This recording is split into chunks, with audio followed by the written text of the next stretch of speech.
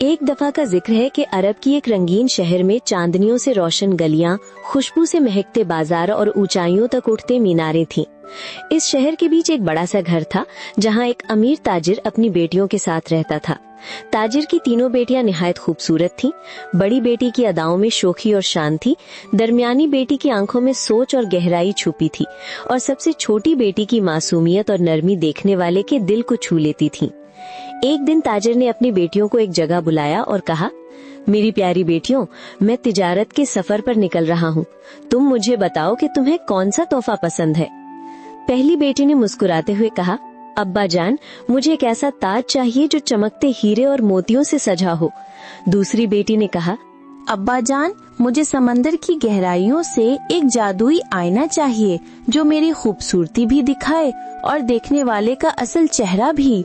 तीसरी बेटी ने नरमी से कहा, मेरे प्यारे अब्बा जान, मुझे तोहफे में एक स्कारलेट फ्लावर चाहिए। ताजिर ने तीनों बेटियों की फरमाइश दिल से सुनी और उन्हें वादा दिया कि वो सब कुछ लाएगा। अगले दिन सुबह ताजिर ने अपनी बेटियों को अलविदा किया और 7 दिन तक वापस लौटने का वादा किया। लड़कियों ने भी अपने वालिद को अलविदा कहा। फिर वो अपने सफर पे रवाना हो गया। ताजिर रेत और धूल भरी सहरा के मुश्किल रास्तों पर चलता रहा, मगर एक दिन अचानक सहरा में तूफान उठ खड़ा हुआ। हर तरफ आंधी, रेत और मिट्टी छाई थी। ताजिर घबराया, लेकिन सामने उसने सहरा के बीच एक हरा भरा सब्ज और शादाब इलाका देखा। वो तूफान से बचने के लिए उस तरफ चल दिया। जब ताजिर ने कुछ और कदम बढ़ाए तो आसमान से बर्फ गिरनी शुरू हो गई।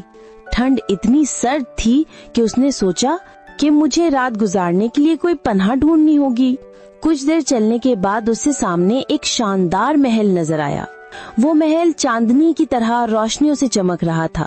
दीवारें जुगनुओं की तरह जगमगाती थीं। ताजिर की थकन और ठंड उस लम्हे भूल गई और वो दिल में हैरत और शौक लिए सीधा उस रोशन महल की तरफ चल पड़ा। ताजिर ने महल का दरवाजा खोला और धीरे से अंदर दाखिल हो गया।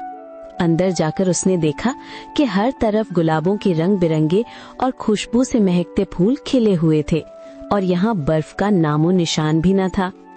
जैसे ही वो महल में दाखिल हुआ, उसने देखा कि एक बड़ी सी मेज पर हर किस्म के लजीज और मजेदार खाने रखे हुए हैं, जैसे वो उसी का इंतजार कर रहे हों। ताजिर भूख से निढाल था। उसने जी भरकर खाना खाया और फिर ऊपर कमरे की तरफ चला गया। कमरे में एक नर्म, खुशनुमा और शानदार बिस्तर लगा हुआ था। ताजिर उस पर लेट गया और इतनी सुकून भरी नींद सोया जैसे सालों का थका हुआ हो। अगली सुबह जब उसकी आंख खुली तो उसने अपना सफर दोबारा शुरू करने की तैयारी की, मगर जैसे ही वो महल के बाग में आया, उसकी निगाह एक ऐसे फूल पर पड़ी जैसे देखकर उसका दिल रुक गया। वही खूबसूरत स्कारलेट फ्लावर जिसकी ख्वाहिश उसकी सबसे छोटी बेटी ने की थी। उसके पत्तों पर कीमती रूबी और सब्ज एमरल्ड के पत्थर जगमगा रहे थे। ताजिर ने धड़कते दिल के साथ फूल के करीब जाकर उसे हैरत से देखा और फिर उसे तोड़ लिया। लेकिन जैसे ही उसने फूल को छुआ, आसमान में बिजली चमक उठी और अचानक उसके सामने एक दहशतनाक बीस्ट नमूदार हो गया। बीस्ट की घुर्राती हुई आवाज गूंज उठी, किसने जुर्रत की मेरे बाग से मेरा सबसे खूबसूरत फूल चुराने की। ताजिर ने घबराए हुए लहजे में जवाब दिया, आका, मैं सफर में तूफान में फंस गया था, इसलिए इस महल में पनाह ली। ये स्कारलेट फ्लावर मेरी सबसे छोटी बेटी की ख्वाहिश थी, बस इसलिए मैंने इसे तोड़ा। बीस्ट ने सख्त आवाज में कहा, ये फूल ले जाओ, मगर इसके बदले तुम्हें वादा करना होगा कि तुम्हारी बेटियों में से कोई एक अपनी मर्जी से यहाँ आकर मेरे साथ रहेगी। ताजिर के पास इस शर्त को मानने के सिवा और कोई चारा न था। वो दिल भारी करके फूल लेकर वापस निकला और कुछ सफर तय करने के बाद अपने घर पहुँच गया। उसने अपनी बेटी को स्कारलेट फ्लावर दिया। छोटी बेटी की आंखें खुशी से चमक उठी, लेकिन जब बाकी बहनों ने अपने तोहफे के बारे में पूछा तो वालिद ने उन्हें बीस्ट का सारा किस्सा सुना दिया। बड़ी और दरमियानी बहनों के चेहरों पर गुस्सा उभर आया और उन्होंने कहा, ये सब इसी की वजह से हुआ है, इसी को बीस्ट के पास जाना होगा। सबसे छोटी बेटी ने नरमी से कहा, अब्बा जान, मैं ही बीस्ट के महल जाऊंगी। अगली सुबह वो रवाना होने लगी तो वालिद ने उसे एक घोड़ा दिया और आंसुओं भरी आंखों से कहा, बेटी, ये घोड़ा तुम्हें बीस्ट के महल तक ले जाएगा। तुम परेशान मत होना, मैं तुम्हें जरूर एक दिन वहां से बचाने आऊंगा। छोटी बेटी ने प्यार से अपने वालिद को अलविदा कहा और दिल मजबूत करके सफर पर रवाना हो गई। घोड़ा तेज रफ्तार से दौड़ता हुआ उसे सीधा बीस्ट के महल तक ले आया। लड़की जैसे ही महल के अंदर दाखिल हुई, उसकी निगाह सामने खड़े बीस्ट पर पड़ी। बीस्ट की गहरी आवाज गूंजी, क्या तुम अपनी मर्जी से यहाँ आई हो? लड़की ने जवाब दिया, जी मैं अपनी मर्जी से आई हूँ। बीस्ट ने उसे देखा और कहा, तो फिर मेरे साथ चलो। लड़की उसके साथ चलती गई और बीस्ट उसे एक बड़े रोशन और निहायत शानदार कमरे में ले आया। ये उस लड़की का अपना कमरा था। उस रात लड़की ने वालिद और बहनों की याद में डूबकर खाना खाए बगैर ही बिस्तर पर सो गई। अगली सुबह जब वो जागी तो उसका दिल बहुत उदास था। दिन भर उसने कमरे की खिड़की से बीस्ट के खूबसूरत बाग का मंजर देखा। रंग बिरंगे गुलाबों के साथ चमकते नहरों का पानी और सब्ज दरख्त जो हवा के साथ सरगोशियां करते थे। रात को जब वो अपनी यादों में डूबी हुई थी, बीस्ट उसके कमरे में आया और नरमी से बोला, मुझे बिना किसी डर के जवाब देना, क्या तुम मुझसे शादी करोगी? लड़की ने हिचकिचाहट से उसकी तरफ देखा, फिर नरमी से कहा, नहीं, मैं आपसे शादी नहीं कर सकती। बीस्ट ने सिर्फ इतना कहा, जैसा तुम्हें मंजूर हो, और वहाँ से चला गया। सुबह लड़की कमरे से बाहर आई तो देखा कि एक मेज पर जादुई तरीके से उसके लिए पहले से नाश्ता रखा गया था। उसने नाश्ता किया और थोड़ी देर बाद उसके कानों में एक खूबसूरत म्यूजिक की आवाज गूंज उठी। उसने देखा तो सामने बीस्ट पियानो बजाता नजर आया। लड़की धीरे से उसके पास जा बैठी और चुपचाप उसकी धुन सुनती रही। शाम को लड़की बाग में चली गई। हर तरफ खूबसूरत गुलाब थे और दरख्तों पर मीठे सुनहरी फल थे। लड़की इस हुस्न में डूबी हुई थी कि अचानक बीस्ट सामने आया और उसके लिए बाग के बेहतरीन गुलाबों का एक शानदार गुलदस्ता पेश किया। लड़की की आंखें खुशी से चमक उठी और उसने गुलदस्ता कबूल कर लिया।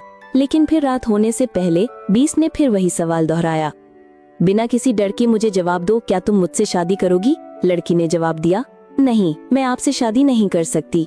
बीस्ट का चेहरा उदास हुआ, मगर वो फिर भी मुस्कुराया और कहकर चला गया, जैसा तुम्हें कबूल हो। अगली सुबह लड़की ने देखा कि उसके बिस्तर पर एक जादुई तरीके से रखा हुआ खूबसूरत लिबास पड़ा था। उसने जब वो पहना तो लगता था कि चांदनी उस पर उतर आई हो। वो पूरे दिन महल में घूमती रही और बीस्ट के साथ बैठकर एक मजेदार कहानी भी पढ़ी। मगर उस रात जब बीस्ट उसके पास आया तो उसने देखा कि लड़की उदासी में डूबी हुई है। बीस्ट ने प्यार से परेशानी की वजह पूछी तो लड़की ने कहा कि मुझे अपने वालिद और बहनों की बहुत याद आती है, काश मैं उनसे सिर्फ एक दफा मिल पाती। बीस्ट ने कुछ देर चुप रहकर उसे एक अंगूठी दी और कहा कि इसे रात को सोते वक्त पहनना। सुबह जब तुम आँख खोलोगी तो अपने वालिद के घर होगी, लेकिन याद रखना तुम्हें सिर्फ 3 दिन रहना है। तीसरी रात 12 बजे तक तुम्हें वापस आना होगा, वरना मैं तुम्हारी याद में मर जाऊंगा। लड़की ने खुशी और शुक्रगुजारी से बीस्ट का वादा कबूल किया। रात को उसने अंगूठी पहनी और सो गई, और अगले दिन जब उसने अपनी आँख खोली तो वो अपने वालिद के घर में थी। अपने वालिद और बहनों से मिलकर वो बहुत खुश हुई। लड़की ने सब बताया कि वो बीस्ट के महल में कितनी खुश है, मगर लड़की की बहनें उसे इतना खुश देखकर हसद करने लगी, इसलिए उन्होंने घड़ी की सुई को 1 घंटा पीछे कर दिया। तीसरे दिन रात को लड़की ने वक्त देखा तो 12 बजने में 1 घंटा बाकी था। बहनें उसे रोकने लगे कि थोड़ी देर और रुक जाओ, मगर लड़की ने कहा कि मुझे बेचैनी हो रही है, इसलिए मुझे जाना चाहिए। उसने अपने वालिद और बहनों को अलविदा कहा और बीस्ट की दी हुई अंगूठी पहनकर कमरे में जाकर सो गई। जब वो बीस्ट के महल पहुंची तो देखा कि बीस्ट बुरी हालत में बाग में गिरा हुआ है, जैसे उसकी याद में मर रहा हो। लड़की ने बीस्ट को आवाज दी, मगर वो खामोश रहा। लड़की रोने लगी और कहने लगी, आपसे दूर रहकर मुझे अंदाजा हुआ कि मैं भी आपसे बहुत प्यार करती हूँ, मैं आपसे शादी करने के लिए राजी हूँ। ये अल्फाज कहते ही अचानक जादू होने लगा।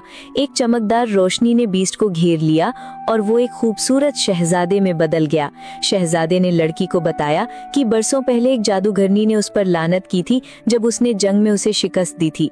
फिर उसने लड़की से कहा, क्या तुम मुझसे शादी करोगी?